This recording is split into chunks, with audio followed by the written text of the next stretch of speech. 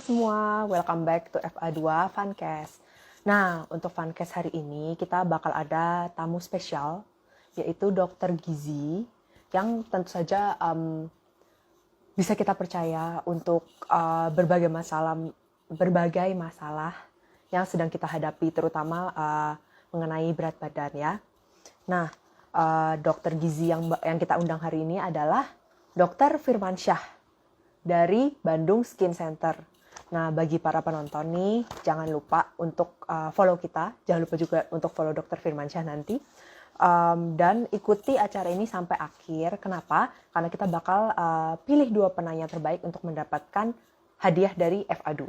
Oke, sambil menunggu, kita bakal menunggu Dokter Firmansyah untuk join ke kita. Oke, kita bakal ngomongin soal kalian yakin gak sih diet kalian itu sebenarnya tepat gitu. Oke, karena diet itu kan berbagai macam ya.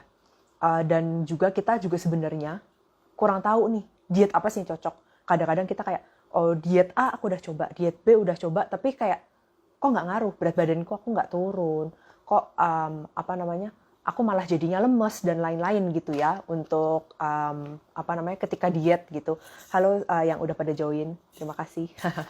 Oke, makanya itu kita bakal ngobrol-ngobrol sama Dokter Firmansyah untuk mengulik sebenarnya diet itu kayak apa sih? Kenapa kok aku diet bisa gagal? Aku diet kok udah nyoba ini itu, tapi kok kayaknya nggak ada yang berhasil ya gitu. Jadi makanya siapin pertanyaan kalian dan kita bakal menjawab pertanyaan kalian. Either di tengah atau di akhir acara ya. Jadi tungguin aja. Yang penting udah diketik aja dulu gitu. Jadi kita notice, nanti kita baca komen-komennya juga sekalian. Begitu. Dan juga kita akan membahas mengenai hubungan apa sih kok berat badan kita susah turun dengan adanya gejala kebocoran usus atau yang kita sebut leaky gut syndrome. Tapi ini bukan penyakit dan kita akan ini akan dijelaskan lebih lanjut oleh Dokter Firmansyah tentunya. Jadi kalian tunggu aja. Sebentar lagi kita bakal mengundang Dokter Firmansyah untuk join kita gitu ya. Oke.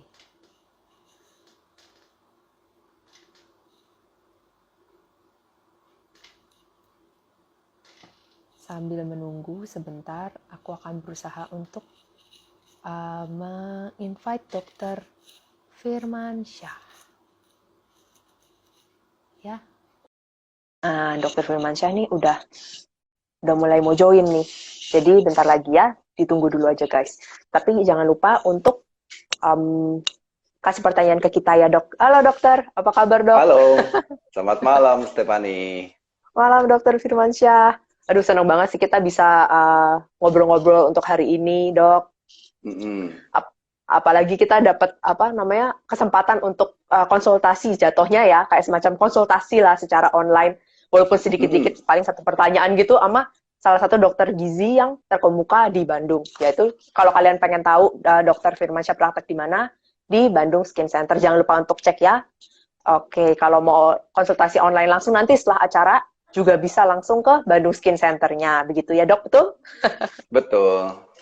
Oke, kita mungkin hari ini bakal ngobrol-ngobrol singkat ya dok, mengenai pertanyaan umum mengenai diet itu gimana sih? Kenapa kok kita suka gagal kalau diet gitu ya dok? Dan tentunya apa sih hubungannya di berat badan kita susah turun dengan gejala usus bocor atau leaky gut syndrome ya dok ya?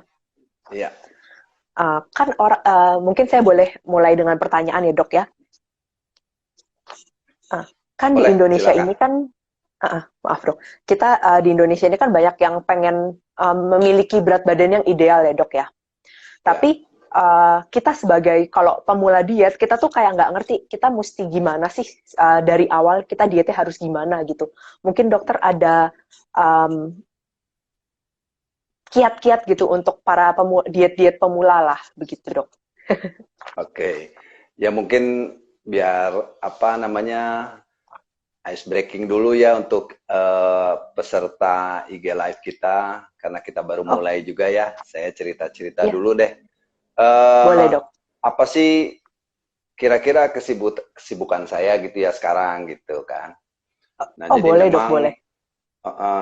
nanti baru kita sambung karena ini sangat berhubungan dengan pertanyaannya Mbak Stefani gitu ya. Oh, Jadi boleh dok. ya, jadi memang sekarang ini ya sebetulnya saya tetap aktif praktek gitu ya.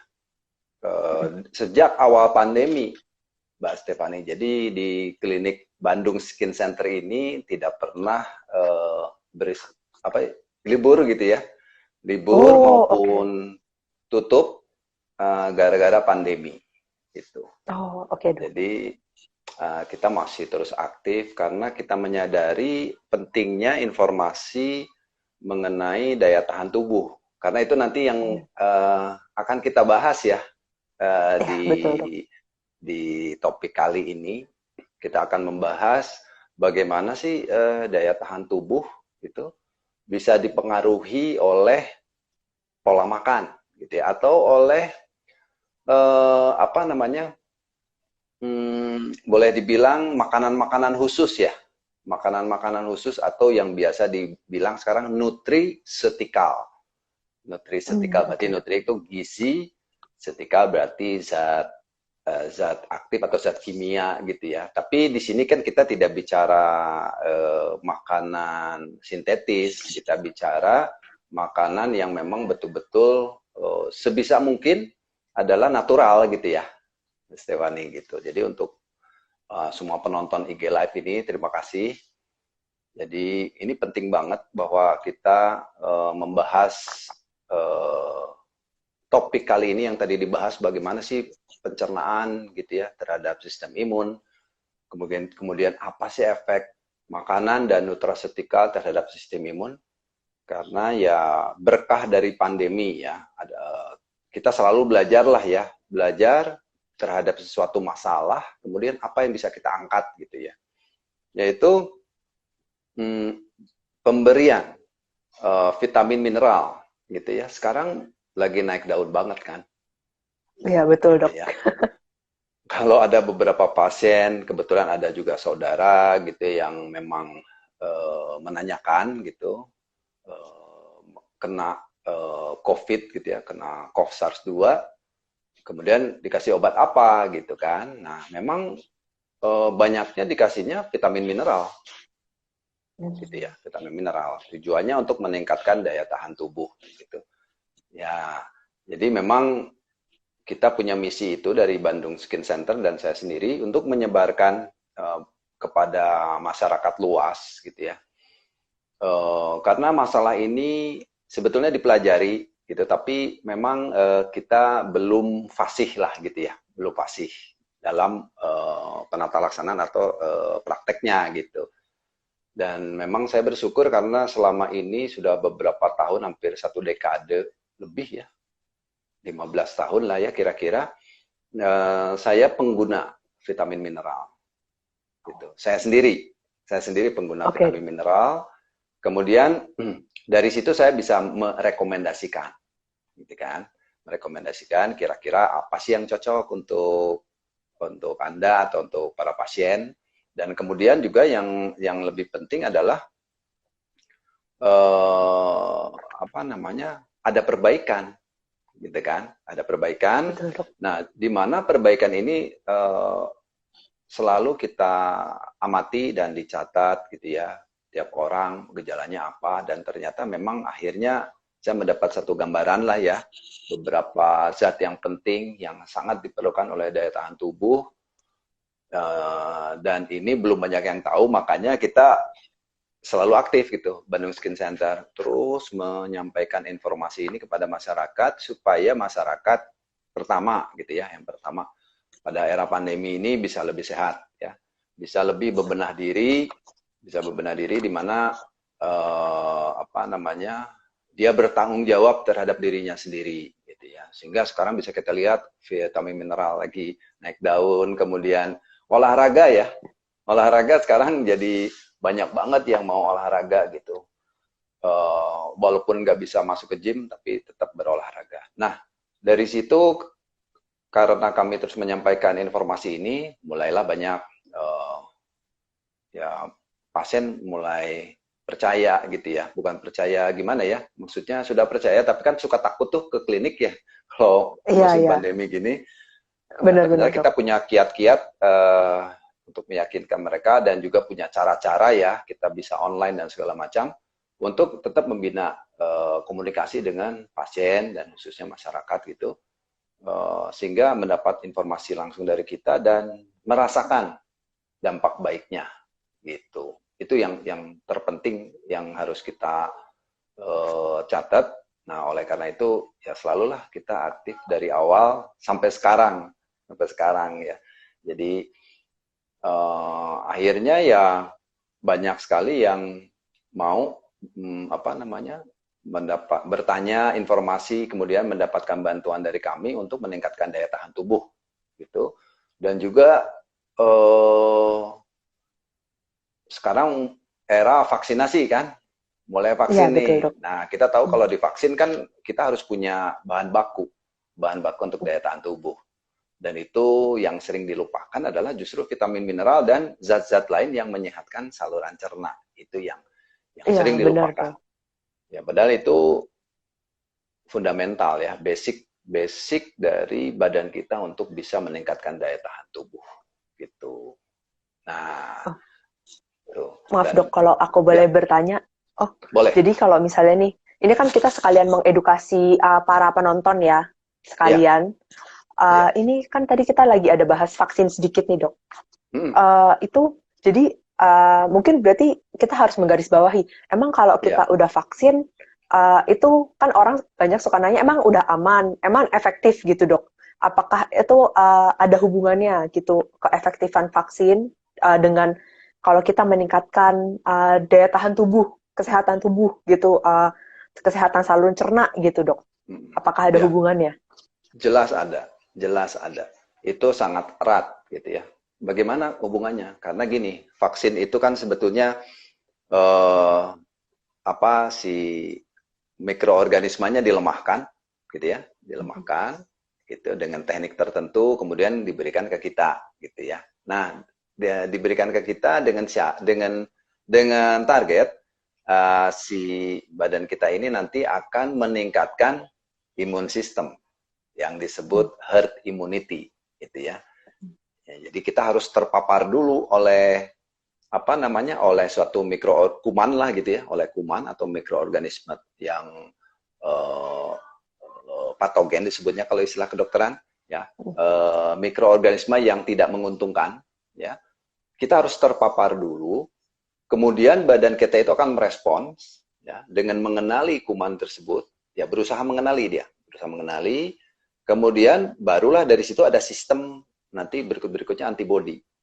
Dan badan kita ini nanti punya memori gitu, punya memori ya, punya memori sehingga kalau kita terpapar mikroorganisme yang sama, ya kita udah siap melawan dengan cepat. Ya, oleh karena itu kan dikasihnya vaksin 2 kali ya. Betul. Jadi pertama supaya kita punya memori dulu, yang kedua nanti di booster gitu istilahnya. Nah, tentunya kan dari mana sih sistem imun yang muncul itu? Kan dari dalam badan kita ya. Nah, Betul. karena dari badan kita, maka badan kitanya harus sehat. Nah, oleh karena itu ada syarat-syarat ya untuk divaksin. Harus sehat kan, tidak boleh misalnya tekanan darah misalnya ya, yang harus kita screening gitu, dites dulu di awal. Kemudian juga apa namanya ada riwayat penyakit-penyakit yang berhubungan dengan daya tahan tubuh atau tidak gitu. Karena di situ bisa diestimasi atau diprediksi ya secara kesehatan, mampu nggak orang ini kalau sudah divaksin daya tahan tubuhnya mampu ke booster atau tidak gitu.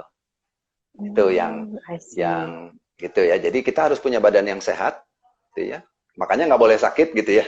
Sehat di itu kan nggak boleh sakit. Jadi yang sehat, terus bahan bakunya, nah ini yang sering kita lupa. Orang sehat kan nggak cukup dengan sehat doang gitu ya. Tekanan darah boleh Ya, normal, segala macam boleh normal, ya misal tidak demam dan lain sebagainya. Tetapi bahan bakunya ada nggak gitu ya. Mampu nggak mesin tubuh kita ini memproduksi sistem imun dengan cepat. Nah itu yang berhubungan nanti dengan pencernaan kita. Karena di pencernaan itu ada imunoglobulin A, IgA, di mana dia adalah bertugas untuk daya tahan tubuh. Daya tahan tubuh di usus.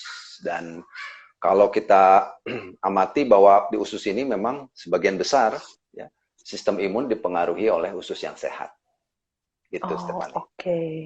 Berarti sebenarnya kiatnya adalah kita sebenarnya memang mau walaupun sekarang kan, kalau sekarang kan lagi ada pandemi ya dok ya. Walaupun sekarang pandemi atau tidak, kesehatan imun itu sangat penting untuk kita.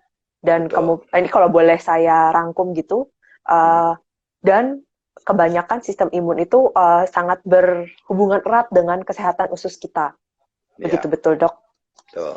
Oke, ini kita agak melenceng dari topik, tapi nggak apa-apa karena ini adalah edukasi ya untuk para peserta Ya. juga, para penonton, Dan biar tahu gitu ya. hot topic sebetulnya kan kalau pandemi Ya, sebetulnya. betul. Ya, dan satu lagi sebetulnya tambahan saya adalah selain divaksin adalah kan bisa aja kita terpapar ya. Betul. Untuk seperti saya yang aktif ini kan tiap hari ketemu orang, banyak orang ya. Kita Ya, nggak tahu ya. resiko. Nah, itu kan artinya paparan dari luar. Kalau vaksin kan langsung disuntikan ke badan. Kalau ini paparan dari luar, misal ada orang yang sudah terkena COVID tapi tanpa gejala dan dia tidak tahu dia positif misalnya kan. Terus kita ada Ya, kontak bisa dok. langsung, ya kan gitu kontak langsung. Nah, itu tergantung juga orang, misalnya saya kena atau tidak, tergantung daya tahan tubuh saya kan. Kalau saya daya tahan tubuhnya kuat dan bisa mengeliminasi SARS-2 ini, SARS-2 ini, ya tentunya dia tidak akan jadi gejala dan belum tentu juga jadi positif di badan kita gitu. Oh, Nah, oke. itu penting banget. Jadi di mana kita menjaga daya tahan tubuh ya kita mau kemana-mana sebetulnya kita akan lebih kebal ya terhadap mikroorganisme. Selain COVID, selain SARS-2 juga banyak kan yang lain ya. Banyak masalah Betul. di negara tropis kan. Nah, itu kita akan lebih tahan untuk itu semua. Itu maksudnya. Oke. Jadi memang kesehatan tubuh imunitas tubuh itu sangat penting berarti ya dok ya. Nah, ini Banget, kalau penting banget. jadi kalau misalnya nih kesehatan usus dok, itu kalau kita boleh ngomongin nih, mungkin kita masuk ke topik kita dulu kali ya dok ya. Iya. Ntar di belakang kita akan membahas lebih panjang mengenai kesehatan usus itu bagaimana begitu ya dok. Iya. Tapi ini kemungkinan banyak orang yang juga bertanya-tanya gizi yang tepat dok bagi orang-orang yang sedang membutuhkan untuk mencapai berat badan yang ideal begitu ya dok ya. Oke.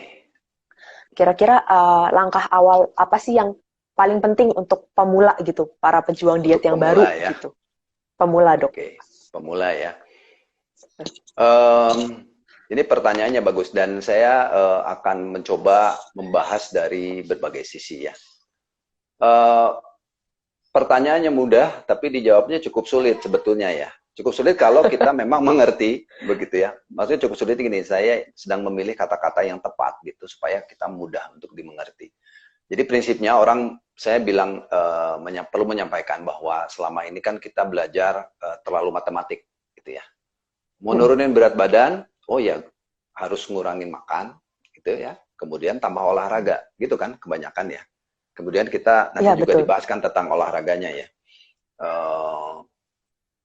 Ternyata ya, untuk beberapa orang memang berhasil ya. Untuk beberapa orang ya, sebagian orang berhasil. Namun untuk sebagian orang ada pengalaman yang di awalnya berhasil, gitu ya. Di usia biasanya lebih muda, di bawah 30 tahun gitu ya. Kalau belum berkeluarga biasanya itu relatif lebih cepat. Apalagi remaja ya, cepet banget tuh turunnya gitu ya. Tapi lama-lama nih kalau dia udah makin usianya bertambah, kok makin susah turun. Kalau dulu pakai pola yang itu tuh, yang gue dijalanin dulu, itu turunnya cepat dok, gitu. Misalnya berapa kilo lah, lebih dari 10 kilo bisa turun dengan cepat ya. Dalam 1 bulan bisa turun 6 kilo gitu. Tapi sekarang kok kayaknya stuck gitu. Nah, karena kita terlalu berhitung matematik gitu ya. Matematik artinya ngurangin makan, tambah olahraga gitu doang gitu ya. Ternyata badan kita ini punya mekanisme yang luar biasa dan kita bisa beradaptasi terhadap berbagai hal. Dan untuk berat badan sendiri memang banyak sekali faktor, Stephanie ya. Pertama ya jelas intake ya, makanan yang masuk, terus olahraga gitu. Nah, yang orang sering lupa, badan kita ini punya sistem, punya aliran gitu ya, dan mesin-mesin ini harus bekerja dengan baik. Artinya bekerja dengan baik, salah satunya usus harus bagus ya. Kalau ususnya lama-lama jadi jelek gitu ya, itu fungsinya menurun, biasanya terjadi peradangan. Ya, peradangan ini yang menyulitkan penurunan berat badan. Ya, jadi kalau mereka yang tidak ada masalah kesehatan, usia relatif muda, ya silakan mencoba-coba. Ya, mencoba diet populer misalnya ya. Misalnya gitu ya. Mungkin ada yang berhasil, mungkin ada yang tidak. Nah, saya perlu mengingatkan kepada mereka yang belum berhasil atau susah turun. Nah, ini berarti ada sesuatu. Jadi biasanya kan kalau orang susah turun, saya pakai pola, biasanya kan ngikut-ngikut temen tuh polanya ya. Gitu Iya, kan. betul, Dok. Dia pakai diet populer apa, ikutan gitu kan, jadi follower gitu ya. Temennya kenapa dia ikut? Karena berhasil mungkin ya. Tapi dia mengikuti kok nggak berhasil-berhasil. Nah, kalau sudah ada tanda-tanda yang susah turun, ini kita harus nggak bisa pakai cara sendiri lagi, kalau menurut saya gitu ya. Jadi silakan berkonsultasi sama orang yang kompeten, karena kita harus cari di badan ini ada yang masalah atau tidak. Contohnya kalau tadi dibahas tentang kesehatan usus yang ada namanya usus bocor ya, dikigat. Nah, itu salah satu faktor yang menyulitkan penurunan berat badan. Jadi prinsip saya adalah dibuat sehat dulu baru turun berat badan. Bukan turun berat badan sih sebetulnya ya, kalau saya lebih bilangnya fat loss. Lemaknya dikurangin gitu. Karena kalau turun berat badan bisa aja muscle loss juga gitu ya, Dok ya. Jadi nggak cuma fat loss ya. Itu yang harus kita hindari sebenarnya ya. Betul. Dan untuk pemula, sekarang kita amati aja sebetulnya kalau kenapa sih saya naik berat badan gitu ya. Yang kita harus jujur ke diri sendiri gitu ya. Kenapa aku naik berat badan gitu ya. Makan apa yang paling banyak gitu ya. Ternyata kalau di Indonesia khususnya itu kebanyakan masyarakat ya kelebihan konsumsi karbohidrat. Gitu. Kelebihan konsumsi karbohidrat. Cuman ini definisinya sering disalahgunakan juga. Salah kaprah, bukan salah gunakan. Sering salah kaprah nih, Stephanie. Kurang konsumsi karbohidrat, dia menghindari nasi. Ya. Itu paling sering sih ya, Dok, benar. Iya. Menghindari nasi gitu. Misalnya kan coba aja teman-teman deh atau saudara dari Stephanie. Gue diet nih. Diet apa? Diet nggak makan karbo. Terus gue udah nggak makan nasi nih. Udah 2 bulan gitu. Gitu kan? Bilangnya gitu ya. Padahal karbohidrat banyak kan.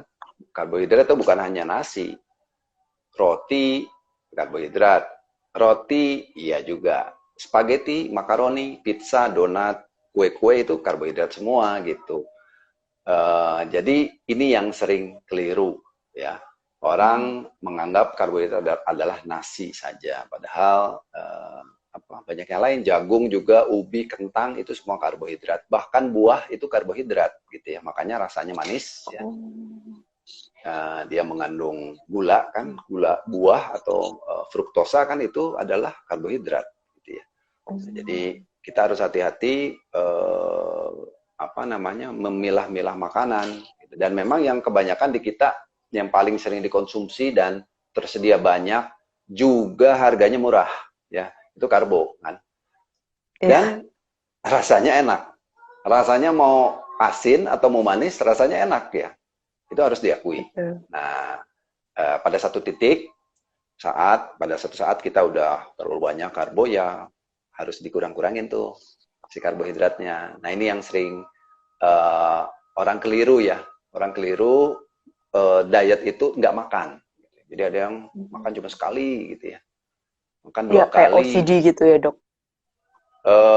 Ya itu salah satu contoh lah ya. Tapi nggak OCD juga, udah banyak yang lain begitu. Jadi dia, dan juga definisi makan tuh makan berat. Jadi balik lagi, saya makan cuma sekali. Maksudnya makan nasi, Stephanie. Makan nasi cuma sekali. Tapi di luar itu dia makan roti, tidak dihitung makan. Dia makan spaghetti, dia nggak dihitung makan.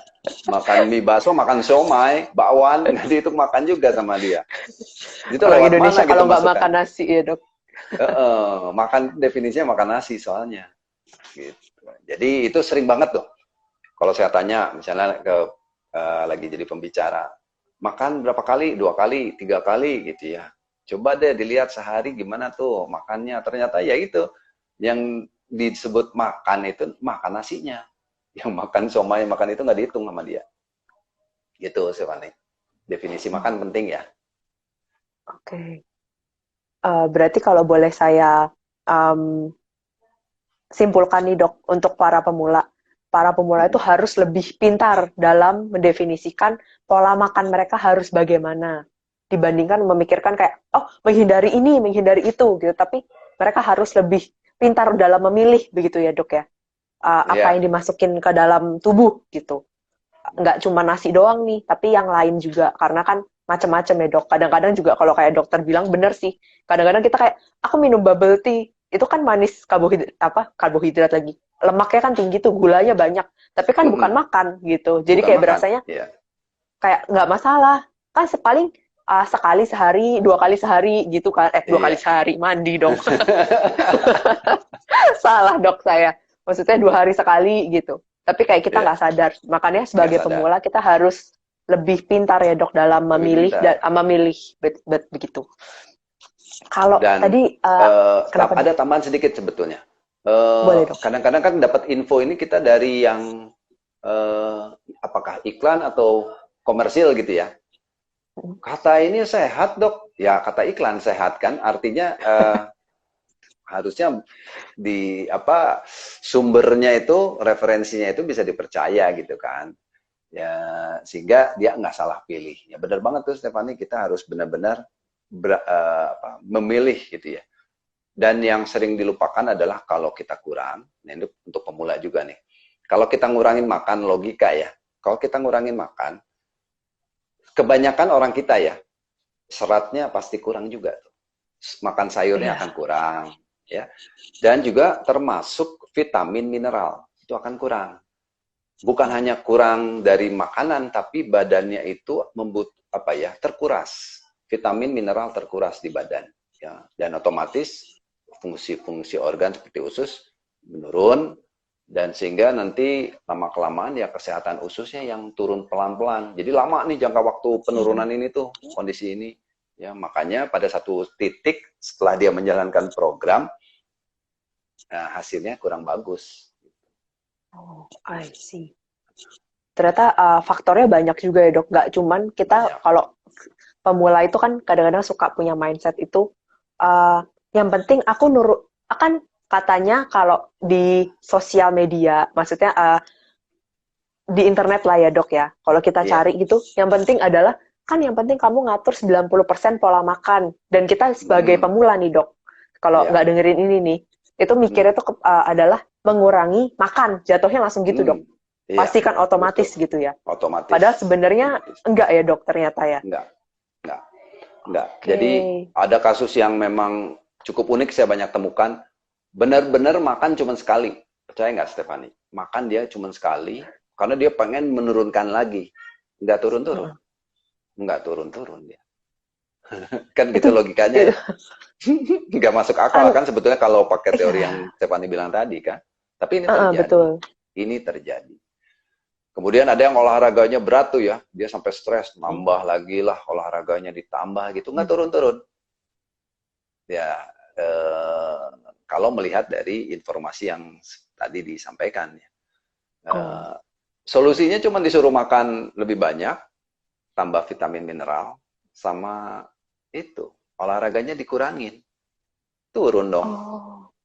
Dia bingung, loh, kok saya makan lebih banyak, olahraga lebih dikit, kok saya turun ya? Ya memang badanmu memang perlunya kayak begini, saya bilang. Jadi dok, aku kemarin sebenarnya nih kalau boleh sharing dikit dok, temanku tuh ada yang nanya ke saya gitu ya dok ya, kenapa ya masa ototnya dia nih, dia pria ya dok ya, cowok, masa ototnya dia itu di atas rata-rata Okay. normal. Okay. tapi body fatnya tuh juga tinggi dok, karena dia Tinggi. bisa dibilang gemuk lah ya, berat badannya berlebih gitu dok. Tapi dia udah olahraga nih banyak dok. Terus dia cerita ke saya dia juga minum protein shake. Biasa kan kalau kayak gitu kita kalau misalnya mau nge-gym untuk nurunin berat badan itu kan suka minum protein shake ya dok gitu. Ya. Dia udah ngejalanin itu tapi nggak bisa dibilang stuck aja gitu. Malah sebenarnya berat badannya bertambah lagi dok. Padahal dia makannya juga cuma makan 2 kali sehari kok, makan siang sama makan malam gitu. Dan itu pun juga nggak berlebih makannya gitu malah dok. Terus dia nanya ke saya nggak bisa jawab dok, kan bukan dokter, bingung saya. Iya memang, itu banyak nggak dipahami. Bahkan itu bukan hanya sekarang ya, Stefani. Dulu zaman saya mahasiswa, itu mulai anak-anak muda itu saat itu tahun saya tahun 80-an gitu ya, mulai banyak nge-gym kan. Nge-gym mulai tumbuh subur tuh. Nah, akhirnya apa yang terjadi? Ototnya nambah, ya karena latihan kan. Tapi karena mereka nggak tahu dasarnya, akhirnya apa yang terjadi? Perutnya juga tambah besar. Lemak di samping itu tambah gede loh. Memang sih otot lengan gitu, otot dadanya gede gitu, tapi lemak di samping di pinggang itu bertambah.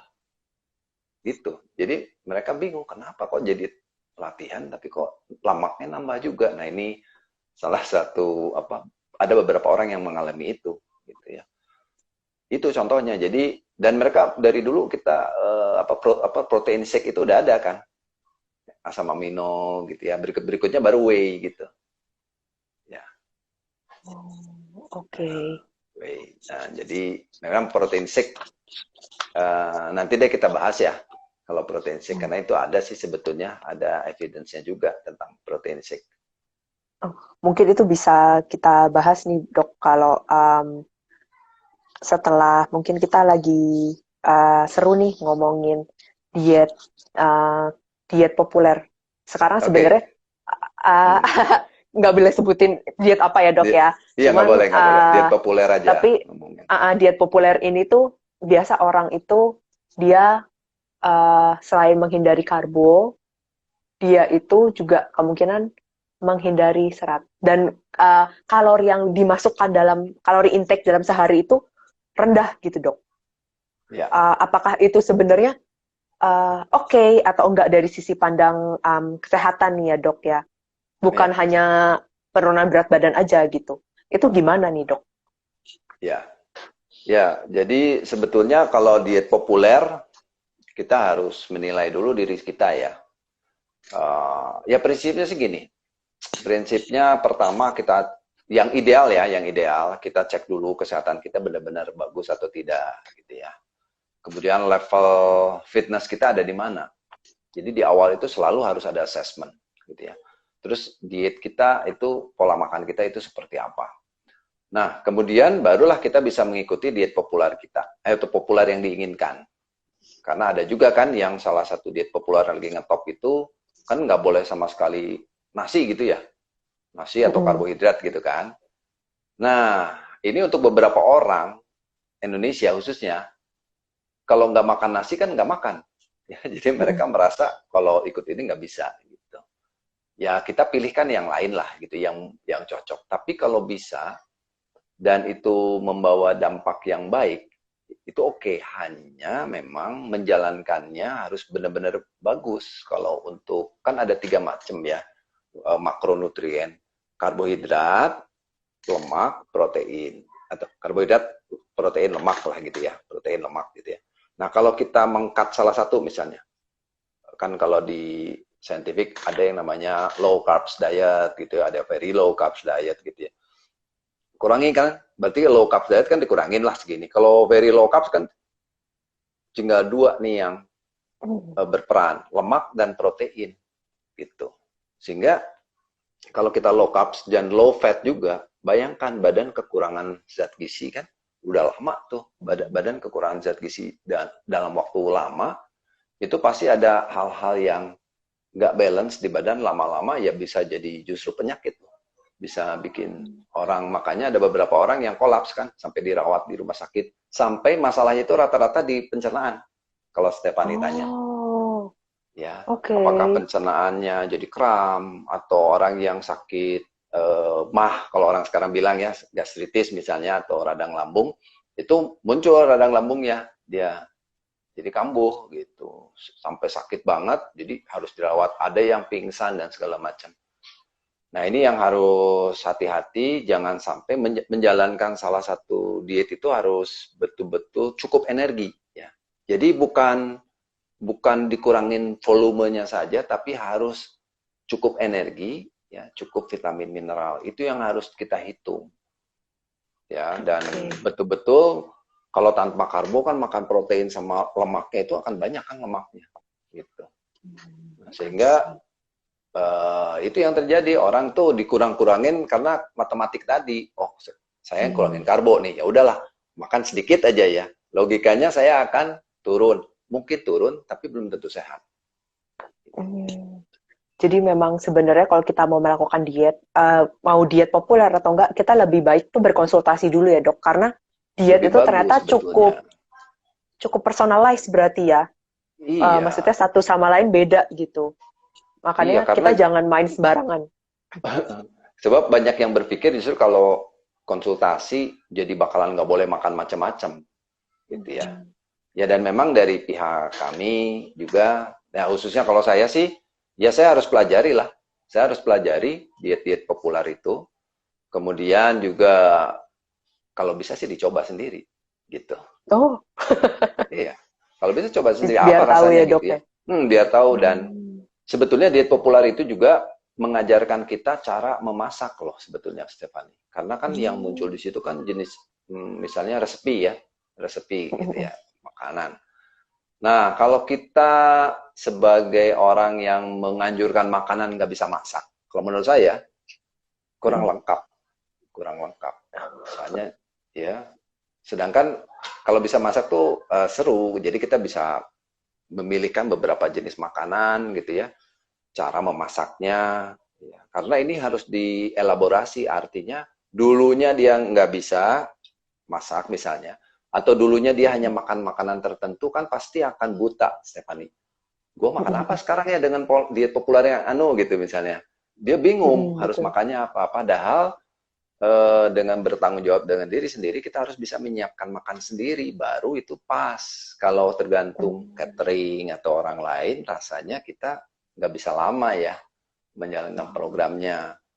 Ya, dan juga ya kita harus hati-hatilah badan kita ini di mana gitu levelnya menjalankan program apa, karena tadi banyak hal-hal fatal yang terjadi karena kan diet populer itu sama rata ya.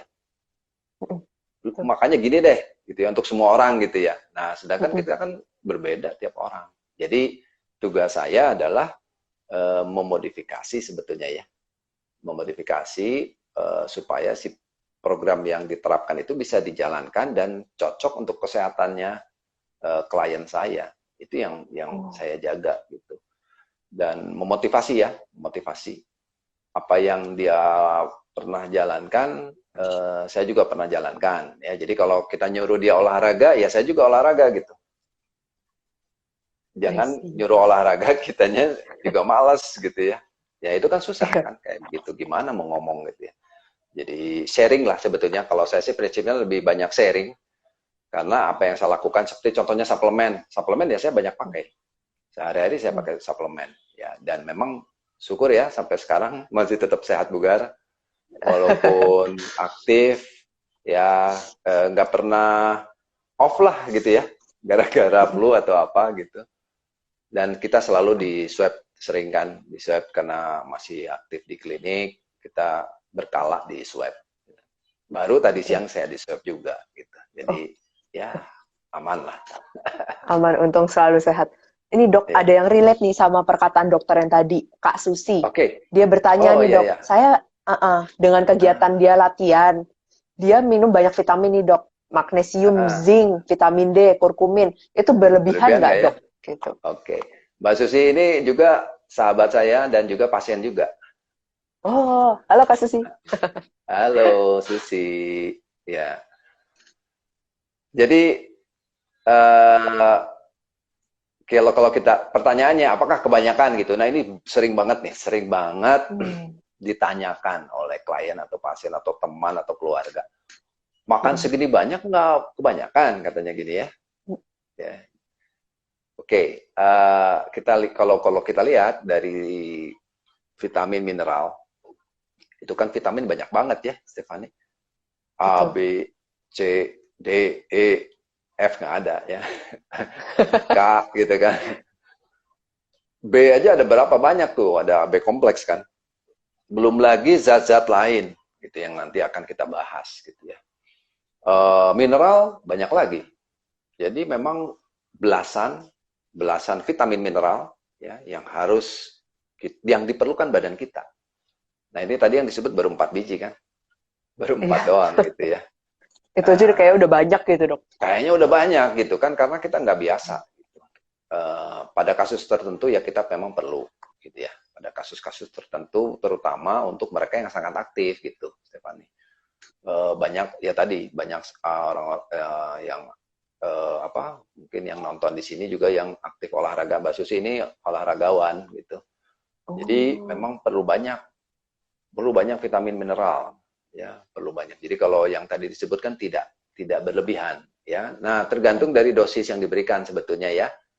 Kan kalau kita minum vitamin multivitamin kan macam-macam ada tuh Stefani ya. mm. Ada vitamin A, B, C, D, wah lengkap banget tuh ya. Cuman dosisnya mungkin kecil-kecil gitu ya. Nah, Mm. ini dengan magnesium, zinc, vitamin D3 dan kurkumin itu sebenarnya nggak berlebihan. Kalau ditanya berlebihan tidak. Ya. Nah, tergantung dari kondisinya, dari Mbak Susi sendiri gimana nih sekarang, apa lebih baik atau gimana, apa ada yang kurang gitu ya. Kalau memang karena bisa aja diperlukan vitamin lain atau mineral lain yang harus ditambahkan gitu. Tapi untuk tahap awal ini, magnesium misalnya ya, saya bahas aja satu-satu. Magnesium ini perlu banget kita untuk eh, regulasi vitamin D di dalam tubuh. Ya, vitamin D kita tahu sunshine vitamin dia juga minum nih vitamin D3. Apakah bisa didapat dari sinar matahari? Bisa, ya. Tapi seringkali orang yang sangat aktif atau orang yang terkuras itu nggak bisa hanya dari berjemur doang. Jadi harus pakai Oh, suplemen, ya dari suplemen supaya kadar vitamin D-nya bisa berada dalam kadar optimal. Kalau saya untuk orang yang sangat aktif ya, orang yang sangat aktif, kadar dalam tubuhnya nggak bisa cuma normal, Stefani. Kalau saya maunya optimal, hmm. ya. Jadi Oke. best condition. Itu target saya. Termasuk zinc dan kurkumin juga. Gitu. Karena ini zinc akan bekerja untuk berbagai macam enzim di tubuh kita, gitu ya. Dia katalisator dari macam-macam enzim dan juga akhirnya menjadi hormon ya. Kemudian kurkumin, nah ini kan herbal ya. Kurkumin itu kunyit, kunyit ya. Kunyit ini fungsinya banyak banget. Dia sebagai antiinflamasi, bisa antibakteri, bisa antivirus, bisa eh, mem, me, apa, membuat kulit jadi cerah bisa juga. Kemudian bekerja di liver dia. Kurkumin ini akan membantu kerja liver. Liver ini kan tempat produksi tenaga dan netralisir toksin. Jadi ini bagus untuk Mbak Susi yang beraktivitas tinggi, nggak berlebihan. I see. Jadi kasus itu tidak berlebihan. Bagi teman-teman yang lain yang nonton juga yang penasaran, ingat itu tidak berlebihan, tapi mungkin sebelum mengkonsumsi untuk tahu dosis dan lain-lain, jangan lupa konsultasi dulu ke dokter karena kita jangan main asal beli dosis barangan gitu ya, takutnya salah, Iya, nggak sesuai iya dengan betul. kebutuhan kita. Mm-mm. Ini ada yang relate nih sama perkataan kita tadi dok yang soal ototnya udah besar tapi perut ikut besar gitu. Nah bagi kalian yang relate juga nih sama hal ini nih, jangan lupa Iya itu. apa namanya, kalau kalian mau mencoba diet-diet gitu, konsultasi dulu karena ini jatuhnya kan sebenarnya masalah ya. Ototnya Iya. membesar sih, tapi katanya otot membakar lemak, tapi kok lemakku ikutan banyak gitu. Nah itu kita berarti ada suatu masalah yang harus kita konsultasikan ya dok ya. Itu Iya. Itu juga saya punya sahabat saya apa tuh, tadi? Mas Budi tuh yang ngomong tuh. Ini relate nih kayaknya sama ini ya, apa namanya perkataan-perkataan kita ini dari tadi nih, obrolan kita. Iya. Ini dok, kan kita sekarang ini, terutama nih dok, anak-anak generasi Z lah ya, maksudnya yang masih Oke. sekitar bangsa 20-an ke bawah. Itu kan Iya. sekarang kita karena semua serba instan nih dok, kita kan makannya jadi lebih tepatnya sembarangan ya, karena Hmm. banyak makanan enak nih di luar sana gitu. Dan Iya.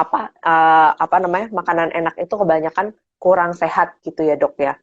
Ini bahayanya sebenarnya apa sih kalau misalnya kita itu banyak mengkonsumsi makanan-makanan yang Hmm. kurang sehat, terutama untuk anak-anak yang masih muda gitu kan ya dok. Karena kadang-kadang kan kalau orang tua ngomong anak muda itu kan masih uh, bertumbuh, Perlu jadi kayak makannya harus bebas aja gitu banyak ya. gitu. Iya gitu. Itu gimana tuh dok? Oke. Pertama-tama kita harus bagi dulu. Dia kelompok usianya masih anak-anak ya atau tidak. Usia sekolah lah ya. Kalau usia sekolah, ya memang harus dialihkan ya, dicari alternatif makanannya. Tapi nggak boleh diet murni ya, Stefani. Nggak boleh diet ya. Untuk anak-anak itu, karena dia memang fase pertumbuhan. Dan justru yang sering saya temukan adalah orang tuanya menghindarkan anak-anaknya untuk makan lemak gitu. Padahal anak-anak itu butuh lemak. Kalau kita lihat kan bayi itu unyu-unyu gitu kan, banyak lemaknya sebetulnya ya. Iya, Sampai betul dok. anak-anak usia sekolah itu sebenarnya dia memang nggak apa-apa dikasih yang berlemak karena badannya tahan gitu ya. Cuman jangan dibiasakan sampai tua makan yang berlemak terus terlalu banyak, kemudian belum lagi karbohidrat lebih banyak, ya udah pasti muncul berbagai masalah. Dan makan enak itu yang saya garis bawahi dari pernyataan Stefani. Banyak makanan enak, bener banget. Karena sekarang ya di industri makanan, ya di bisnis makanan itu kan ada istilah umami gitu ya. Apa tuh Umami, dok? umami itu rasa kecap ya. Umami, rasa kecap bahasa Jepang itu. Oh. Jadi yang menimbulkan rasa enak gitu. Itu namanya umami. Dan diteliti loh. Itu semua diteliti. Uh, umaminya kalau makanan A misalnya terus diprosesnya demikian, yaitu umaminya beda gitu. Contoh Oh, sederhana. Ayam dikukus ya. Ayam digoreng, ayam dibakar. Itu semua teksturnya beda kan? Rasanya beda iya semua. beda. Rasanya ayam, tapi ada sesuatu yang kalau dibakar kayaknya saya lebih suka gitu. Untuk orang tertentu ya. Yang satu lagi yang digoreng saya lebih suka gitu. Itu namanya umami. Dan itu diteliti dan lidah kita. Coba kalau kita bercermin ya, keluarin lidah gitu ya. Lidah itu kan ada tonjolan-tonjolan kecil, Stefani. Iya. Nah, itu yang mempengaruhi rasa kecap. Ya, rasa kecap. Makin sering kita merasakan makanan yang enak dan gurih gitu ya, dan super enak, oke, si rasa kecap kita berubah. Berubah sehingga kita standarnya itu makanan tuh cuma dua. Makanan enak, makanan yang sangat enak. Gitu ya. Oh, Sehingga gitu. Berubah. Sehingga kalau udah sangat enak begini, standarnya dua ini, disuruh makan contohnya selada, air, ya, daun-daunan gitu ya. hmm. Hmm. Apalagi basil gitu, wah pasti reaksinya bisa muntah, ya. Disuruh makan gitu, nggak enak, pahit. Ada yang bilang pahit, ada yang enak, ada yang langsung muntah, gitu. Batuk-batuk dan muntah gitu ya. Dan itu karena rasa kecapnya. Jadi kan jauh banget yang gurih sama yang katakanlah pahit atau tidak ada rasa. Tidak ada berasa aja disebutnya nggak enak gitu.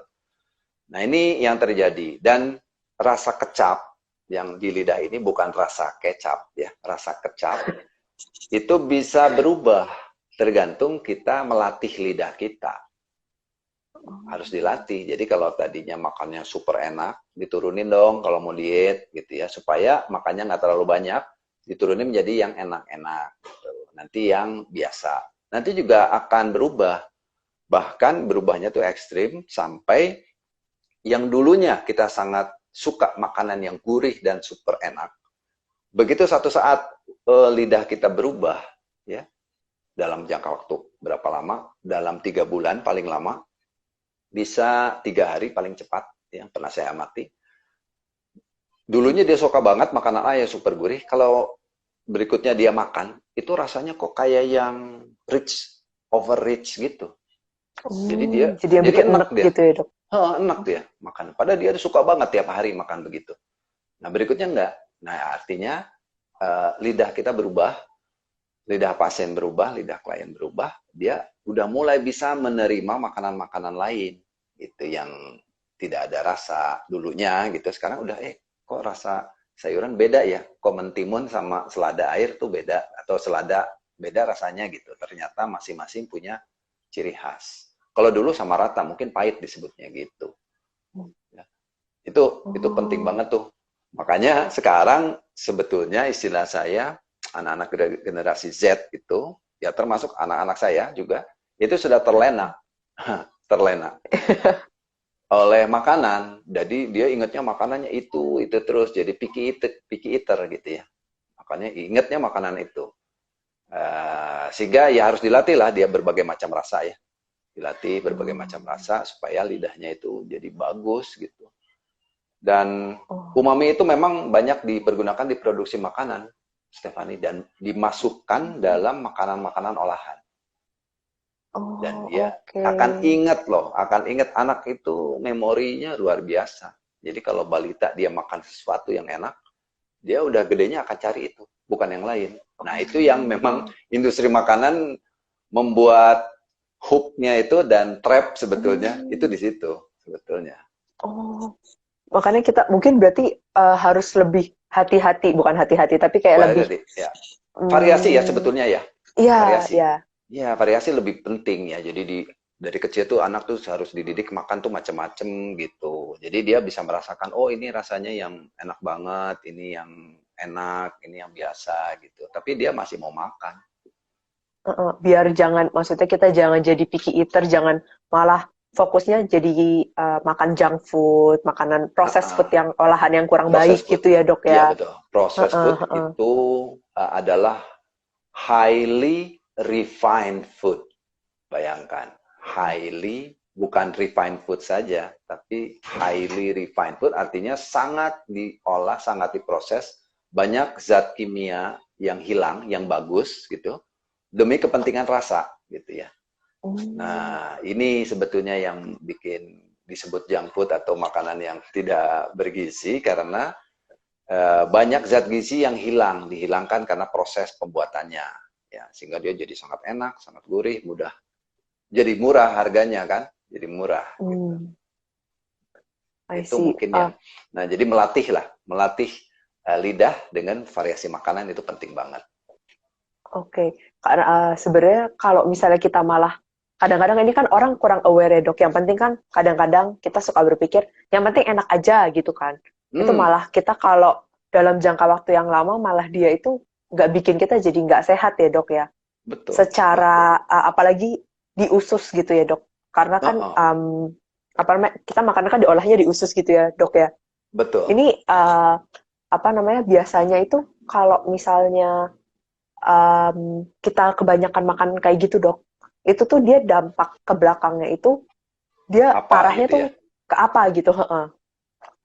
Nah ini juga bagus nih. Mungkin eh, nggak pernah berpikir ya, nggak pernah terpikir kita yang penting enak aja makanan kan ya. Mm-mm. Apalagi sekarang ada jasa kurir antar gitu kan enak banget tinggal klik udah nyampe dah udah tinggal dimakan aja. Nah Bener jadi dok. sebetulnya itu nggak salah tapi bagaimana kita memilih aja kan sebenarnya banyak banget kan makanan gitu.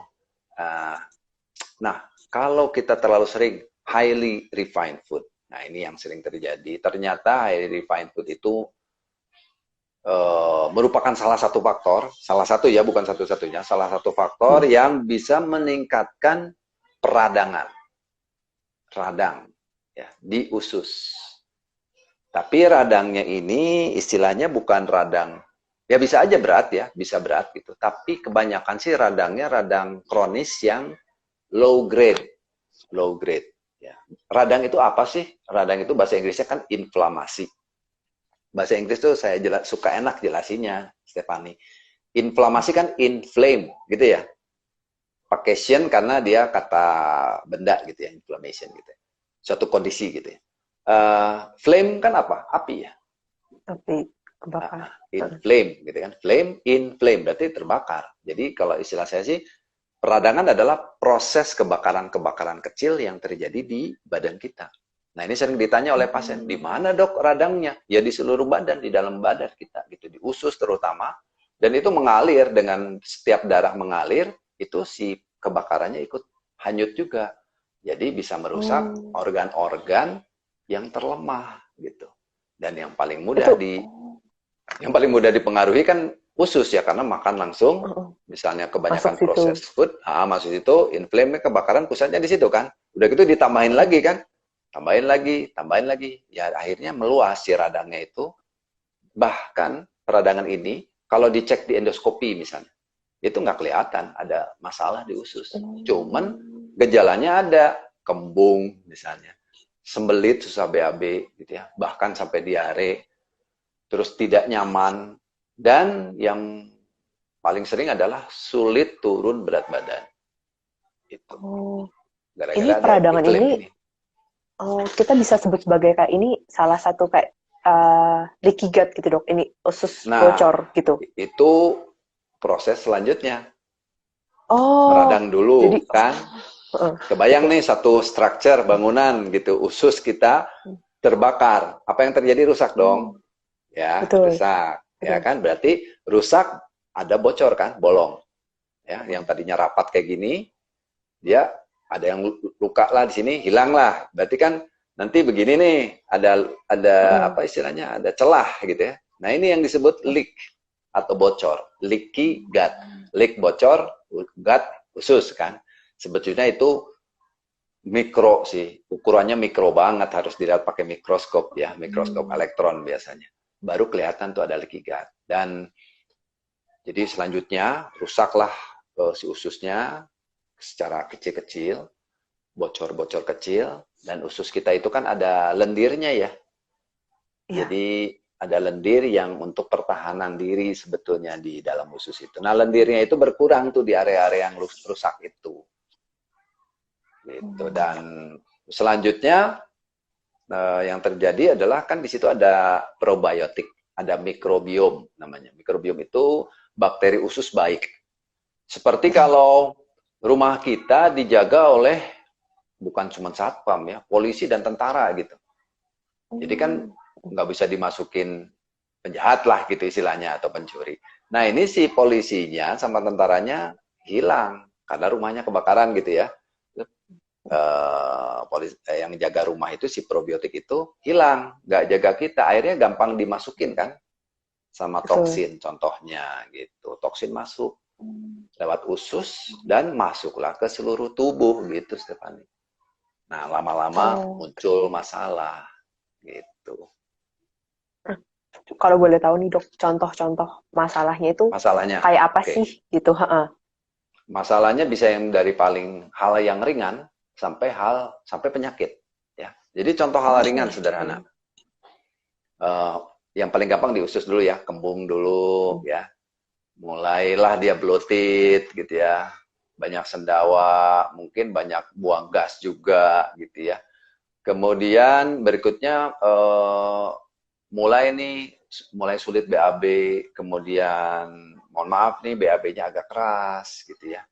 Nah, itu juga tanda-tanda, salah satu tanda ringan. Dan berikut tanda lain itu mulai dari ujung rambut sampai ujung kaki sebetulnya, Stephanie, kalau mau disebutin masalah leaky gut ya, itu berhubungan dari contoh rambut, rontok rambutnya, rambut belah-belah gitu ya. Kemudian tidak sehat lah ya, rambutnya berminyak misalnya. Terus turun lagi ke kepala, ini apa, penglihatan ya, penglihatan namanya visus ya.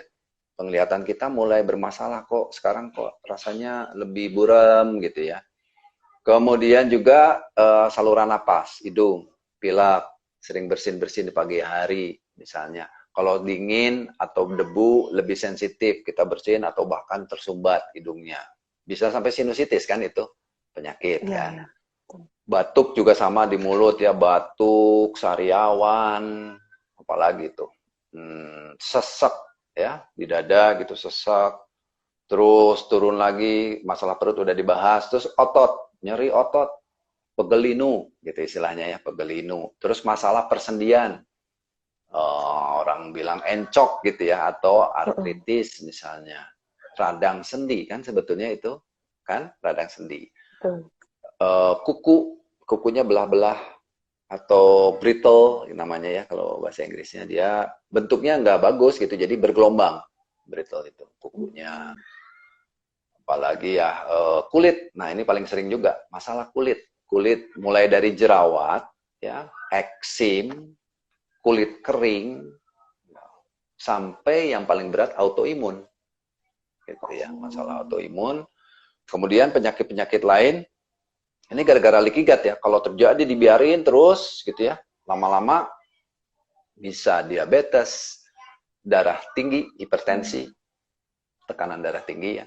Kemudian penyakit jantung, kemudian stroke gitu, dan juga masalah ginjal, penyakit ginjal juga. Jadi banyak penyakit, bahkan sampai keganasan, kanker ya. Itu gara-gara diawali oleh peradangan semua itu dan berhubungan dengan leaky gut. Soalnya kalau dari yang gejala-gejala yang dokter tadi sebutkan, itu kita kayak kebanyakan tuh kayak asal lalu gitu loh, Dok. Kayak kadang-kadang Umum kan? kembung. Iya, umum kan. Kembung, kembung ya udahlah gitu. Kayak aduh, gitu. susah buang air. Ya udah makan pepaya aja gitu Makan kan. Orang kan biasa mikirnya gitu ya, Dok. Betul. Terus kayak kadang-kadang makanya itu kayak ternyata tuh leaky gut ini berarti berkepanjangan ya, Dok ya. Karena pola hidup yang nggak bagus, terus udah leaky gut. Terus kita nggak sadar nih, karena itu kan gejala normal yang biasa kita hadapi gitu ya, Dok. Iya, terus betul, kayak betul. Tiba-tiba jadi penyakit, terus nggak tahu nyalahin siapa gitu ya. Sekarang biasanya kan gitu ya, Dok ya. Kayak kita kayak, oh, tiba-tiba sakit, ya udah berobat akhirnya gitu. Tapi kita nggak berpikir cara lain untuk maksudnya merubah pola hidup gitu ya, Dok ya, untuk memperbaiki ini. Tapi pertanyaannya nih, Dok, apakah sebenarnya leaky gut itu bisa diperbaiki gitu? Kan dia udah bolong. Biasa kan kadang-kadang kalau orang bolong gitu, udah robek misalnya gitu, itu kan nggak bisa diperbaiki lagi, Dok. Ini leaky gut itu sebenarnya bisa nggak sih gitu? Badan kita ini luar biasa ajaib gitu ya. Jadi bisa. Proses healing untuk leaky gut bisa dengan kiat-kiat yang harus dilakukan tentunya ya. Yang pertama kali sih, tadi kalau misalnya makanan-makanan yang highly refined itu memang penyebabnya, ya tentunya harus mau, nggak bisa makan itu gitu. Nah, ini yang biasanya saya berikan kan list highly refined food ya. Yang lucu ini Stephanie, kalau setiap ada pasien saya kasih list highly refined food. Pertanyaannya kayak gini. Baca, dia gini, aduh, ketawa. Terus udah gitu. Pertanyaannya, jadi saya makan apa, Dok? Katanya gitu. Berarti ketahuan banget kan? Itu sekaligus mengakui dosa kan? Maksudnya mengakui dosa. Dia mengakui bahwa yang ada di situ itu yang dia makan. Gitu ya. Terutama ini gitu ya katanya gitu. Nah, padahal banyak sekali makanan yang bisa dikonsumsi gitu. Nanti kita bahas ya makanan apa saja. Jadi prinsipnya bisa sembuh. Prinsip bisa sembuh dengan satu, menghindari makanan yang saya sebutnya intolerance. Bukan alergi, tapi intolerance. Itu poin pertama. Karena kan ada inflamasi ya. Jadi kita harus mengurangi food yang menyebabkan intolerance. Di usus, itu wajib kita hindari dulu. Nanti berikut-berikutnya kalau udah sehat, boleh dimakan lagi gitu. Nah, kemudian, dan tidak boleh cheating. Karena kalau cheating, kasihan ususnya. Ususnya udah sakit nih. Kita harus kasih dia kesempatan untuk perbaikan. Ya. Kemudian, ada inflamasi kan, inflame tadi. Ya, yang kedua, inflame-nya gimana nih? Ya, kita harus bantu dengan zat-zat tertentu. Contohnya, untuk leaky gut nih ya, kita biasanya kasih mikrobiom. Mikrobiom itu probiotik ya. Probiotik, dan probiotik ini kan harus kasih makan. Ya mirip aja kalau kita mau dijaga rumah kita sama satpam, ya kita kasih makan gitu supaya dia jaga gitu kan. Iya, benar. Gitu ya. Kalau dia dibiarin lapar ya mungkin dia kabur gitu. Nah ini kita harus kasih makan. Makanannya adalah prebiotik gitu. Jadi probiotik si bakteri usus baiknya, bukan hanya bakteri sih sebetulnya, mikroorganisme lah saya sebutnya ya, mikrobiom makanya istilahnya. Jadi dia tuh ada jamur, ada bakteri ya, termasuk ke probiotik ini. Kita kasih si mikrobiomnya, si mikroorganismenya, dan kita kasih makanannya dong. Supaya apa? Dia beranak pinak tuh si mikrobiom ini nanti di perut kita makin banyak, makin banyak, makin banyak. Ya efeknya jelek nggak? Ya enggak, justru lebih sehat kita. Soalnya kalau dengar kan ini jamur, bakteri makin banyak, serem amat gitu kan orang mikirnya biasa gitu ya dok ya. Benar. Ini nggak apa-apa diminum terus-terusan gitu pertanyaan, soalnya memang ya terus terang kita terlalu apa ya, drugs minded gitu ya. Jadi apa yang masuk mulut itu kalau berbentuk kapsul atau apa tablet itu dibilangnya obat. Padahal dia bukan obat kan, dia makanan gitu, cuman sudah dikemas lah makanannya gitu. Iya, betul. Ini sering banget terjadi, dan itu sering banget pasien yang bertanya, kalau minum vitamin tadi contohnya Mbak Susi itu 4 macam itu kan tiap hari tuh makan, padahal itu masih kurang kalau menurut saya. Maka pertanyaan berlebihan itu tidak berlebihan, tapi ada beberapa yang harus ditambah untuk kesehatan usus. Pertanyaan selanjutnya nih, ada nih yang tanya juga nih, dari teman juga, Mas Dito namanya. Aman nggak bagi ginjal? Katanya gitu, Stefani. Ini banyak banget yang tanya. Banyak. Gimana tuh dok? Ya aman kalau vitamin mineral. Vitamin mineral, kemudian contohnya mikrobiom gitu, probiotik dan prebiotik itu sangat aman. Justru membantu kerja ginjal gitu. Akan membantu kerja ginjal. Nah, tentunya dokternya harus tahu mau ngasih vitamin apa, dosis berapa, kemudian direncanakan untuk berapa lama. Nah, itu harus disampaikan dari awal ke pasien. Ini ada program nih sekian bulan misalnya ya. Nah, Anda minum ini, nanti bulan berikutnya Anda minumnya apa. Itu dari awal udah dijelasin. Jadi pasien mengerti, dan terutama sih kalau efek enaknya udah merasakan, ya itu sih pasiennya yang akan minta gitu.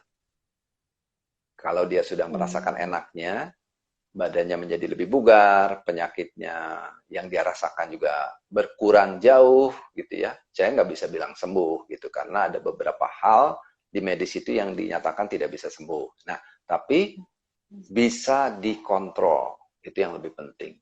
Bisa dikontrol, dan dia akan lebih kualitas hidupnya akan lebih bagus gitu loh. I see. Jadi sebenarnya kalau kita mau, sebenarnya leaky gut itu kalau boleh saya simpulkan ya dok ya, leaky gut itu bisa diperbaiki berarti dok. Bisa dengan cara kita merubah pola hidup, pola makan kita terutama, supaya membantu kinerja usus supaya tidak terjadi lagi inflamasi yang lama-lama membuat kebocoran usus makin parah dan membuat berbagai macam penyakit dalam jika leaky gut itu kita biarkan dalam waktu yang lama ya dok. Iya, kalau dibiarin berbahaya. Betul. Dan kita harus sebenarnya kalau bisa mengkonsumsi vitamin, mineral, dan juga prebiotik serta probiotik ya dok, untuk membantu mengurangi gejala leaky gut ini. Di mana gejala leaky gut ini kalau kita sudah bisa perbaiki, kemungkinan apakah penyakit-penyakit itu kita bisa hindari, atau malah kalau kita udah kena penyakitnya nih dok, apakah itu bisa jadinya lebih baik, atau tetap aja bakal kayak gitu walaupun leaky gut-nya udah baik gitu dok. Itu gimana dok? Biasanya memang kualitasnya itu bisa lebih baik. Untuk penyakit pun bisa lebih baik kondisinya. Ya misalnya contoh sederhana, gula darah ya, yang paling sering sekarang, diabetes ya, paling sering gitu. Diabetes dan hipertensi, tekanan darah tinggi ya. Jadi setelah kita pilihkan pola makannya, jadi wajib pola makan itu nomor 1 ya, wajib. Mau suplemen sabrek-abrek bagus semua dengan kualitas yang terbaik juga, kalau dia makannya masih kacau, itu saya angkat tangan gitu ya.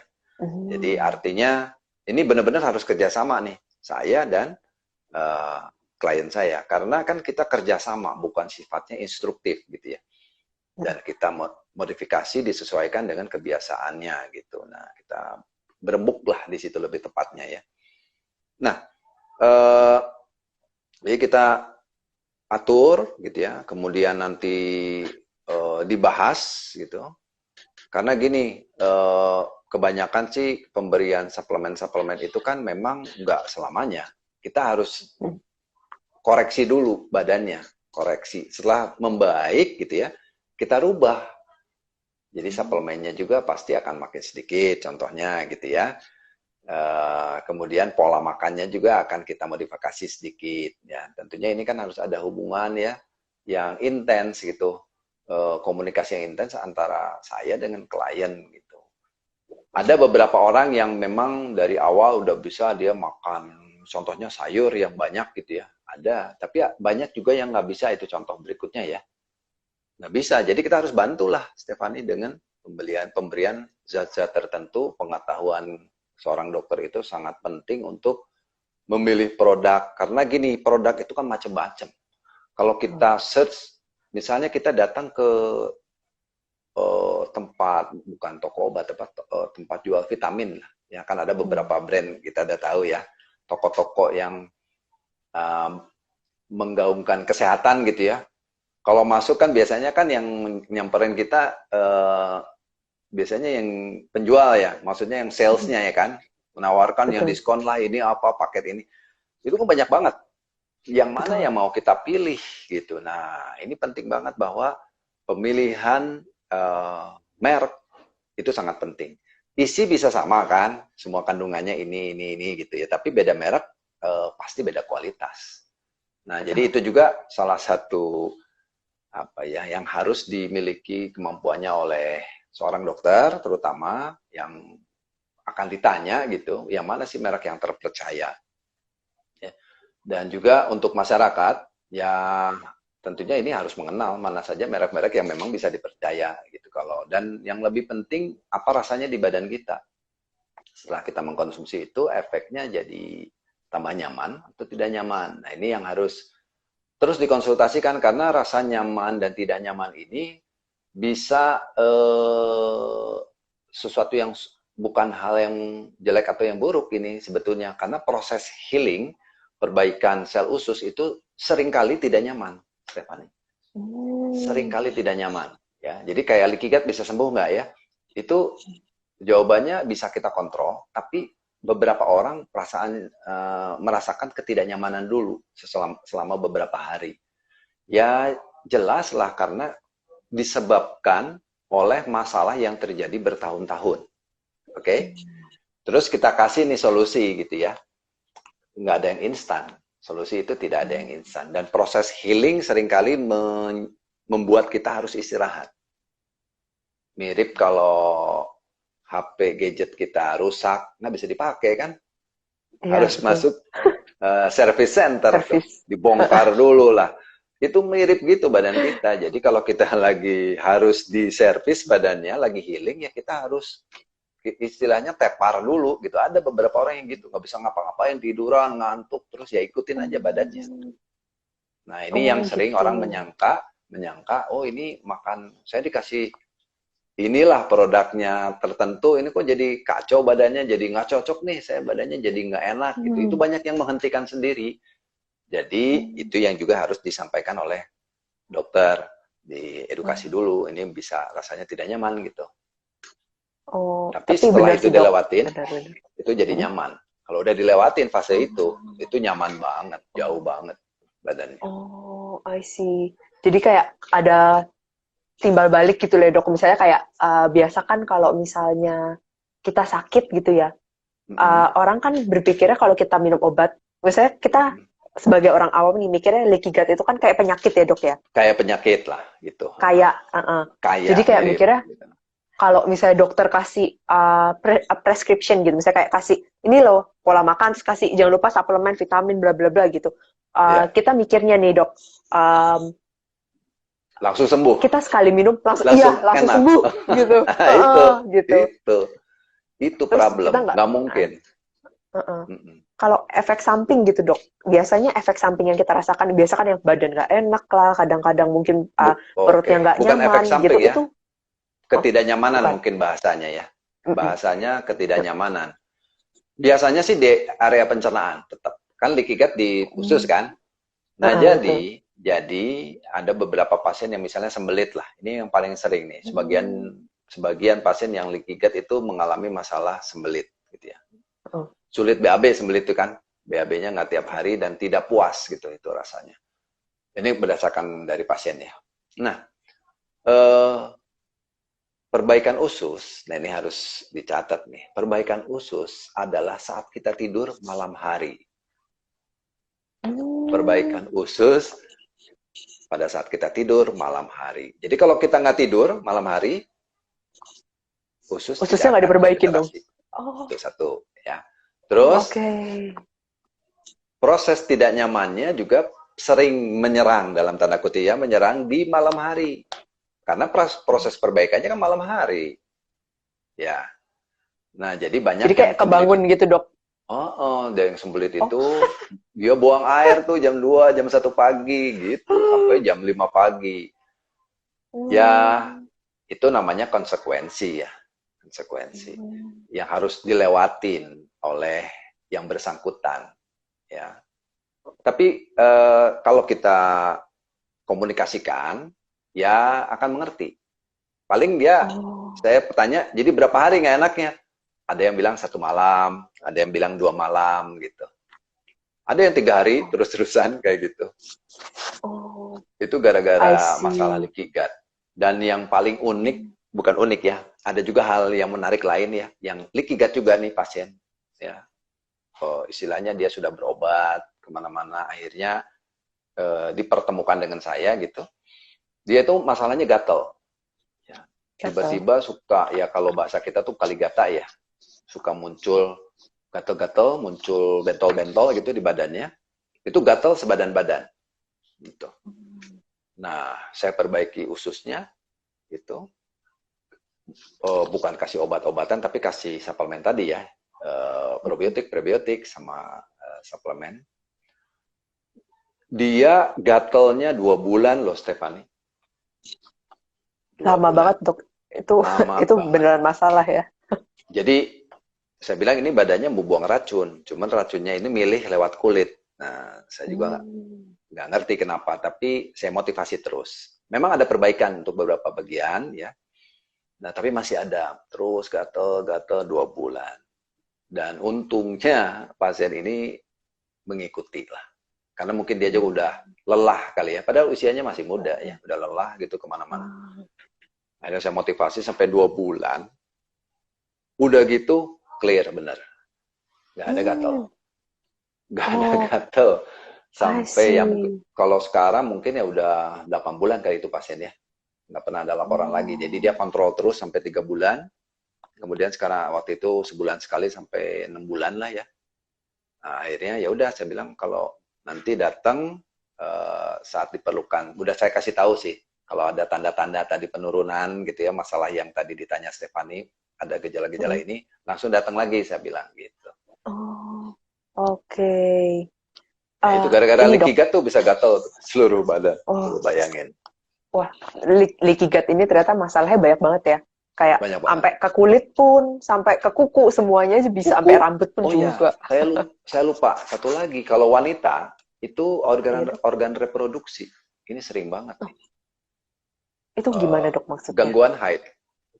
Gangguan haid. Oh, Haidnya nggak sebulan sekali. Ada yang 2 bulan, 3 bulan sekali. oh, Kemudian durasi haid, keluar darahnya ya. Yang tadinya mm. 5 sampai 7 hari, sekarang cuma 3 hari, 4 hari. Gitu. Memendek. Oh, Nah ini juga itu saya bisa sering juga amati. karena itu. Iya, Oh, leaky gut juga tuh salah satunya. oh, Itu ajaib memang leaky I gut itu. see. Ternyata usus kita itu kebanyakan sumber masalah ya kalau misalnya sakit ya. Iya. Dan nggak pernah disangka kan? Coba, Enggak sih. bagaimana memikirkan masalah usus, tiba-tiba kepikir haid gitu ya. Masalah haid itu ada hubungan dengan usus gitu. Iya dok. Walaupun secara anatomi sebelahan sebetulnya kan. Ya. usus dan organ reproduksi sebelahan, tapi nggak biasa dipikir ke sana kan. Iya, soalnya kan langsung mikir kalau organ reproduksi berarti yang masalah langsung di situ aja. Memang dari dasarnya di Iya, situ. Gitu ya, Dok ya. iya, Oh, ternyata kita mesti lebih berpikir luas ya. Kalau misalnya kita betul. ada penyakit, apalagi gejala-gejala yang tadi dokter udah sebutkan, itu Iya, kita mesti berpikir bahwa jangan-jangan kita ada mengalami leaky gut. Gitu ya, Dok ya.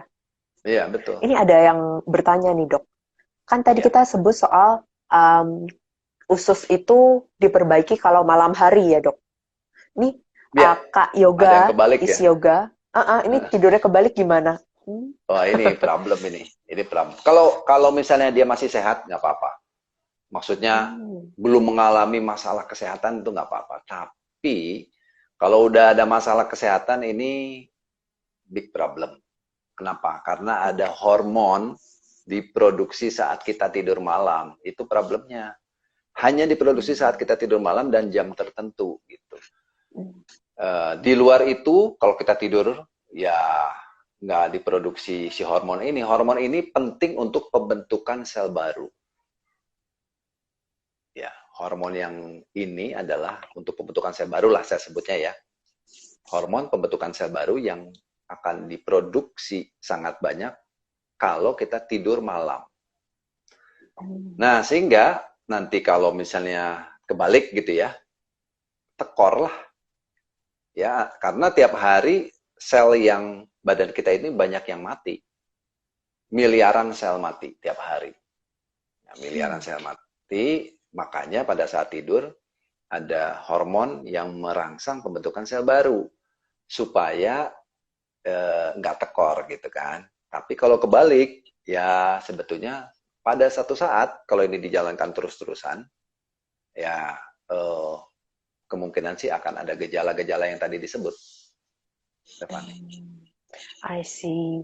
Jadi sebenarnya kalau bisa, kalau misalnya kita udah mengalami penyakitnya, maksudnya udah ada masalah, kita Ya, harus kalau bisa merubah mengatur pola lifestyle. tidur juga ya, lifestyle-nya harus Ya, berubah. bukan Kalau nggak kalau bisa, bisa, bukan kalau bisa, harus. harus. Oke. Karena akibat lifestyle yang terjadi selama ini muncul masalah kan, hubungan sebab akibat. Ya nggak ada jalan lain. Saya belum menemukan ya, saya masih ya dan karena keterbatasan saya belum menemukan cara lain untuk yang apa kok dunia terbalik ya, bukan dunia terbalik ya, tetapi jam Pola tidur tidurnya, kebalik. Dok. Ya mohon maaf ini yoga ini saya belum tahu ini caranya selain dari mengatur jam tidur gitu. Sebab otak kita ini mengeluarkan zat kimia yang luar biasa, lebih kuat, lebih poten dari obat-obat dan zat kimia yang ada di luar gitu. Itu yang harus kita pahami. I see. Nah, bagi para penonton, mesti diingat bahwa lifestyle itu harus diubah kalau kita mau sehat ya. Ini Kak Julia ini ada bertanya, tapi kita sebenarnya tadi udah bahas. Mungkin Kak Julia ada kelewat, mungkin karena di tengah-tengah masuknya gitu ya. Penyebabnya apa sih leaky gut, Dok? Leaky gut. Hubungannya dengan pola diet tuh ada atau enggak gitu? Mungkin bisa dijawab singkat aja, Dok, karena kita kan tadi udah bahas. Ya. Ya, sangat ada karena usus kita ini akan menerima apapun yang kita makan gitu ya. Dan beberapa makanan memang ini menimbulkan peradangan. Peradangan terutama dia kelompoknya adalah highly refined food. Ya, highly refined food, makanan olahan ya. Makanan kemasan yang sangat diolah. Begitu masuk usus, makanan-makanan itu punya potensi untuk merusak lapisan saluran cerna. Kemudian akhirnya rusak strukturnya, jadi bocor-bocor. Nah, namanya leaky gut. Leak, bocor, gut, usus. Gitu ya. Nah, dampaknya apa? Toksin gampang masuk ke dalam badan, dan pada akhirnya kita akan mengalami berbagai macam masalah kesehatan. Mulai dari yang ringan sampai penyakit. Itu mungkin ya jawabannya, Stephanie. Iya, betul, Dok. Secara singkat ya, Kak Julia. Ini karena keterbatasan waktu, Dok, kita paling pertanyaan terakhir aja, Dok. Ini kita ngomong soal, kan tadi kita ada bahas mengenai mikrobiota, yaitu probiotik dan prebiotik ya, Dok ya.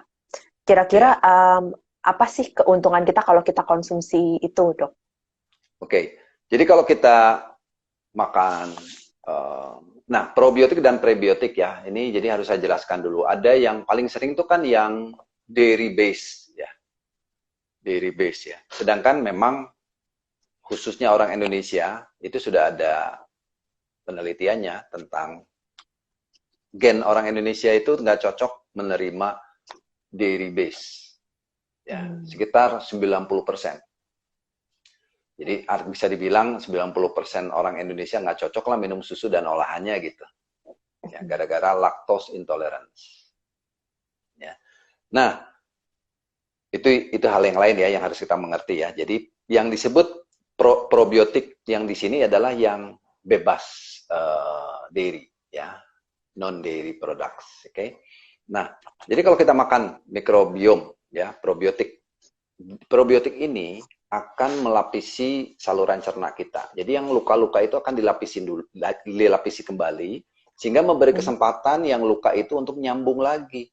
Healing dia, sel ususnya healing, kemudian lendirnya muncul lagi, daya tahan tubuhnya muncul lagi, gitu. Strukturnya bagus lagi sehingga fungsi saluran cerna itu akan bagus kembali. Dia berfungsi sebagai pencernaan ya dan penyerapan.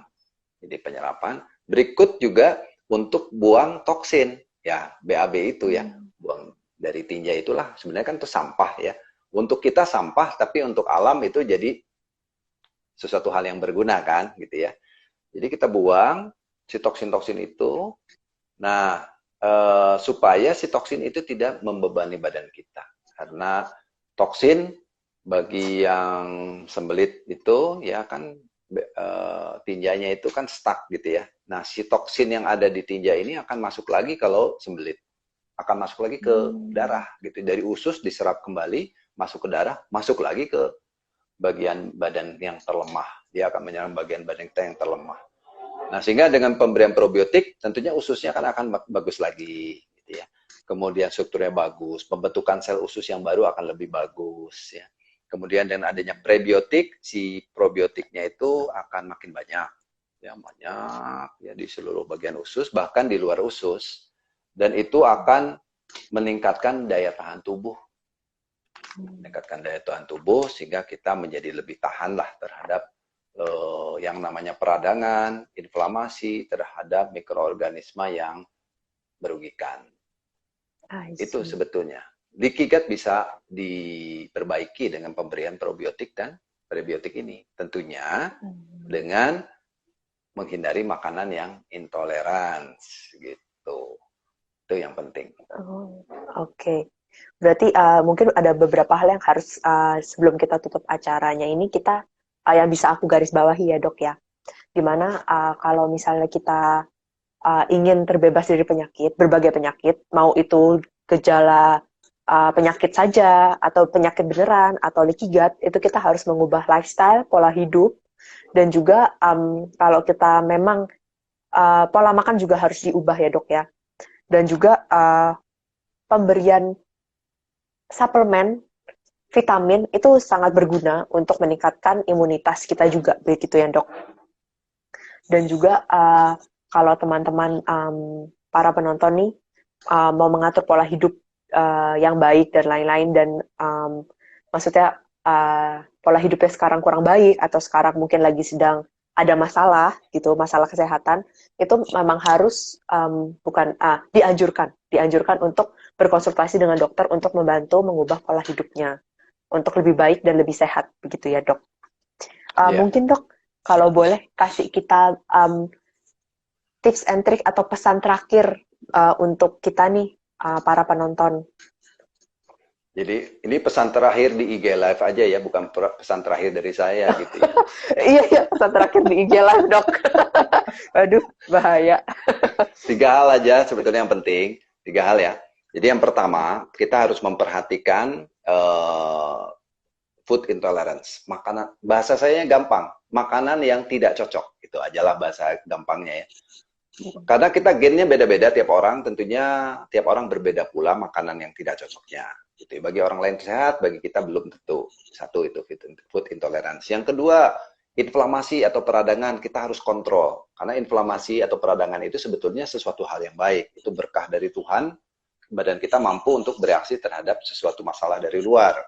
Nah, namun inflamasi akan terjadi kalau kita terlalu banyak mengkonsumsi makanan yang tidak cocok, yang juga kebanyakan makanan yang enak katanya tadi, ya, dan super enak gitu, dan makanan anak-anak generasi sekarang gitu. Nah, itu yang paling sering ya.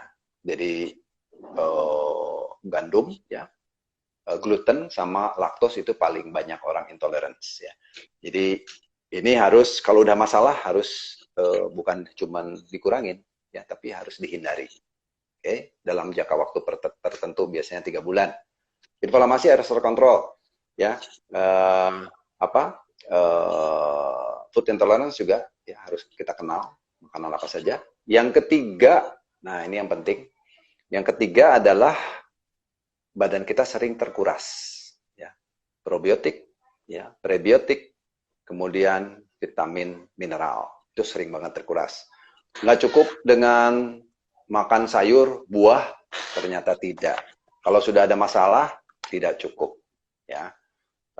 Sehingga perlu dulu dikoreksi dengan tambahan-tambahan suplemen. Nah, kemudian nanti berkala setelah makin sehat, nah makannya akan lebih bagus, lebih banyak pilihan, lebih variasi, ya pasti akan lebih sehat. Dan yang terakhir yang belum masuk sebetulnya, semua hal ini akan sangat gitu ya, dipengaruhi oleh mindset. Ya, jadi kalau kita terlalu stres, makanan apapun, suplemen apapun tidak membantu ya selama kita terlalu stres. Jadi kita tetap harus positive mindset, positive emotions gitu ya. Dan relax sebetulnya itu yang relax dan enjoy itu yang terpenting. Terima kasih. Dok. Terima kasih dokter. Ini terima kasih dok, kita udah menghabiskan waktu ini kayaknya Ya. 1,5 jam loh dok. Padahal oke kemarin banget, aku ya. mikirnya 1 jam ini karena saking serunya sih dok. Ini kita banyak banget belajar. Terima kasih dokter Firmansyah. Ini bagi teman-teman, bagi teman-teman yang belum sempat kita jawab pertanyaan atau masih pengen bertanya lebih jauh pada dokter Firmansyah, ini kita bisa dokter kan, maaf dok. Para peserta bisa langsung konsultasi nih ke Bandung Skin Center, bisa lewat online kalau kalian di luar Bandung ya. Kalau kalian di Bandung bisa langsung datang ke kliniknya, karena tenang aja pasti kan aman ya dok, mengikuti protokol kesehatan, jadi kalian nggak perlu takut. Nah, sebelum masuk acara harus mengontak dulu dan harus appointment supaya nggak ya, jadi untuk menjaga protokol kesehatan jadi harus appointment dulu supaya diatur nanti jadwalnya. Begitu. Nah, berarti jangan lupa mungkin untuk cek kontak di Instagram Bandung Skin Center-nya ya dok ya, untuk mengetahui kontak, jadi bisa langsung appointment sendiri nih, gitu ya guys. Ini kita mau kasih selamat kedua orang penanya pertama nih, Kak Susi sama Kak Is Yoga. Kita dari FA2, kita bakal kasih kalian suplemen yang mengandung serat prebiotik. Nih kita tadi udah bahas serat prebiotik ya, gunanya buat apa, untuk menyehatkan usus dengan membantu memperbanyak kuman baik atau mikrobiota baik pada usus ya. Dan ini juga mengandung berbagai serat makanan lainnya yang tentunya bagus untuk membantu kalian mengubah pola hidup juga gitu ya. Kita bakal kasih ini dan bakal kirimkan ke dua pemenang tadi. Bagi pemenang semoga lagi dimohon Instagramnya jangan di lock ya. Jadi kita bisa kontak kalian lewat DM. Begitu. Mungkin untuk hari ini kita bakal tutup sesinya dulu. Dokter Firmansyah dan teman-teman, terima kasih atas waktunya dokter. Ya, dan satu lagi terakhir, tidak semua serat itu bersifat probiotik. Ya. Tidak semua serat sifatnya prebiotik. Jadi memang itu penting banget karena banyak yang menyangka makan sayur aja yang banyak gitu bakalan banyak, probiotik belum tentu gitu. Oke. Makanya tadi saya sebut ada serat prebiotik dan serat makanan lain gitu ya dok ya. Nah, itu benar karena banget. itu berbeda ya teman-teman. Takutnya berbeda, betul. Oke. Gitu. Membahagiakan sekali malam ini. Terima kasih kepada Stefani dan para penonton sekalian. Terima kasih. Thank you. Terima kasih. Terima kasih ya. Semoga sehat Bye. terus semuanya. Bye dokter. Bye.